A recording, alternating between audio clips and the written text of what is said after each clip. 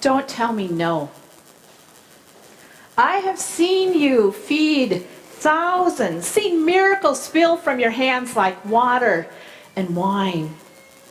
I've seen you with circles and circles of crowds pressed around you, and not one soul was turned away. Don't start with me. I'm saying you can close the door, but I'll keep on knocking. You can go silent, but I will keep on shouting. You can tighten the circle, but I will trace the bigger circle around you and the life of my child. Who will tell you that no one surpasses a mother in stubbornness? I am saying, I know what you can do with crumbs, and I'm claiming mine. Every morsel and scrap that you have up your sleeve, unclench your hand, your heart. Let the scraps fall like manna, like mercy, for the life of my child, the life of the world. Don't you tell me no.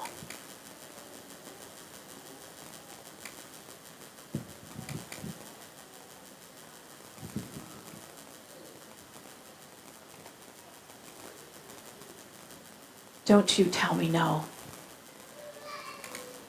The Syrophoenician woman challenged Jesus, and she broke cultural and societal rules to do so. She marches right into that house that Jesus had escaped to for a little rest and relaxation. No knocking on the door, no pleading from the street. How much better to just barge right in and fall at his feet and beg. Stranger or not, she was determined to have a talk with this healer, Jesus, a Gentile.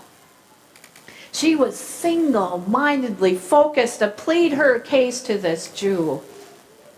A woman traveling alone without a male escort, tenaciously to be in close conversation with this Jewish man.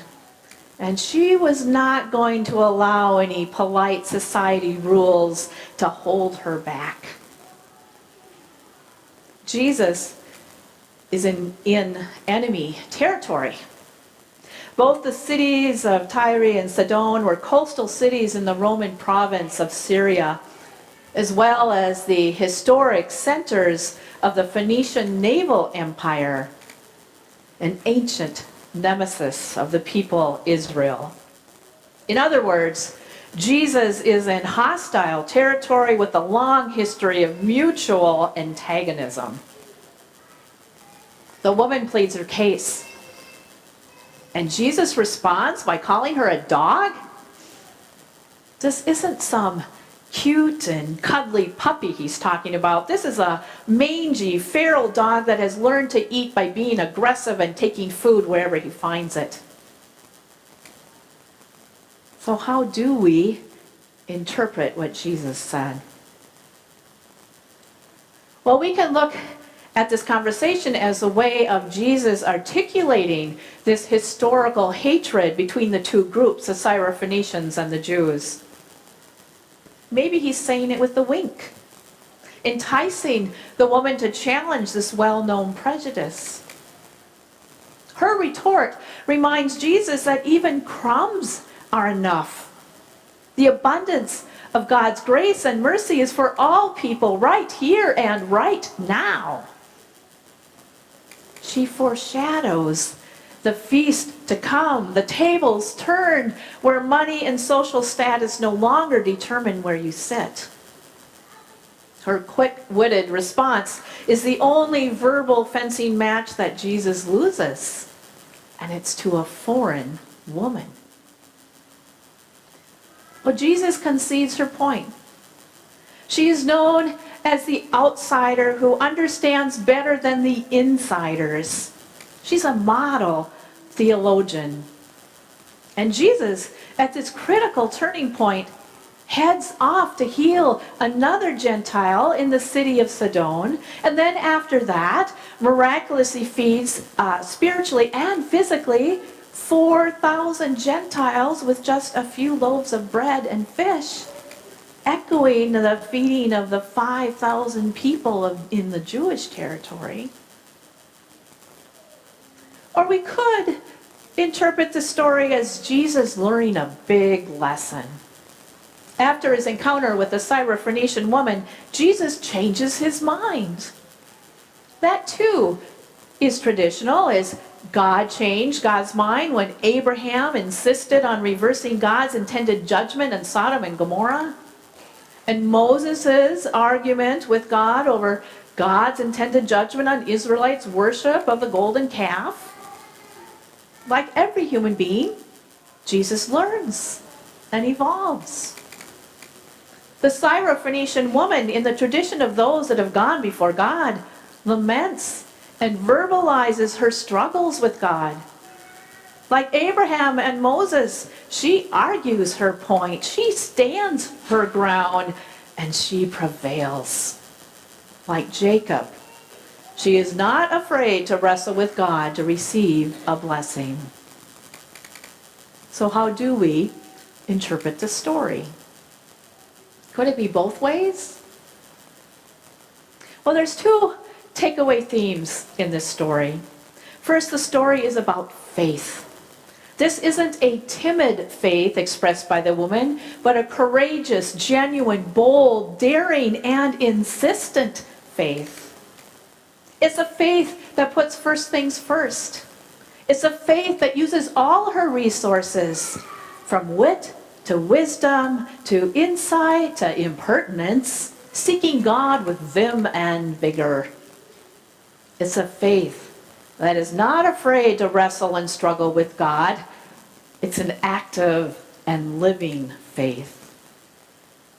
The writer of James posits, faith by itself, if it has no works, is dead. A dead faith cowers in fear, unable to speak to God, unwilling to trust God's mercy and grace. The Syrophoenician woman demonstrates a genuine, living faith. Well, the second takeaway is God's surprising mission to all people, even our arch enemies. God's mission calls each and every one of you to participate. God's mission calls you to be open to God's scandalizing, unlimited vision of who is included at the table, a table that Jesus sets with an abundant, life-giving feast. A table large enough to include the breadth and width and generosity of God's grace. Well, God's mission calls you to repent of who you have failed to include in God's grace. You know, those who don't think, look like, vote, or believe like you. So how is God challenging you when Jesus says the challenging and liberating words, be opened? Can you courageously believe Jesus' words are intended for you?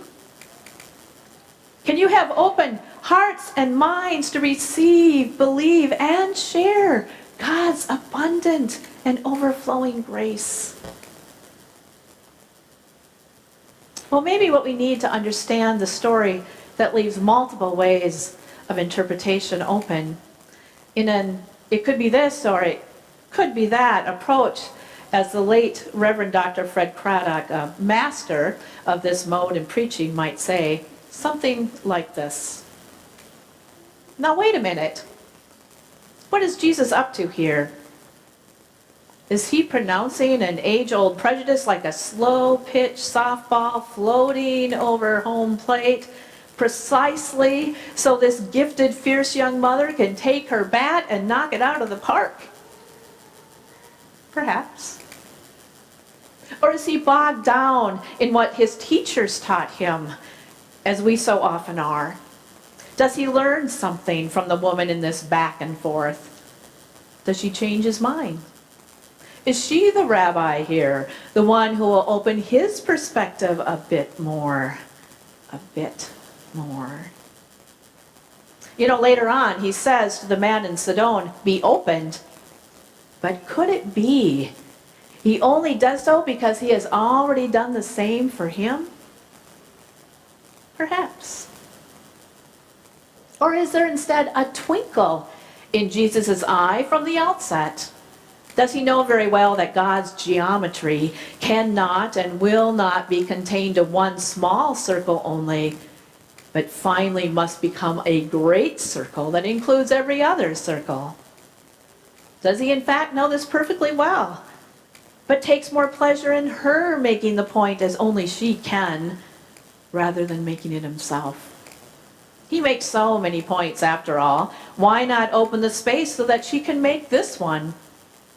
She certainly makes it quite well.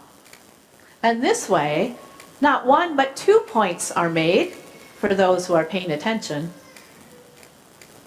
about inclusion, yes, but also about the power and wisdom of the supposed outsider, the foreigner, the enemy, the supposedly second class. I don't know. I suppose we'll never know. But here's one thing we do know. She sure did hit the ball out of the park. Oh, yes. And whether or not she opened Jesus' mind in the process, I'm confident she opened more than one mind among his disciples that day, at least for a fleeting moment before they fell back into their old fears and resentments. I'm even sure she'll open 1 or 2 of our minds here today if we're not careful. Virtuoso of faith that she is, a profile in courage, a champion of chutzpah. Do you have eyes to see, ears to hear? Be opened, she says.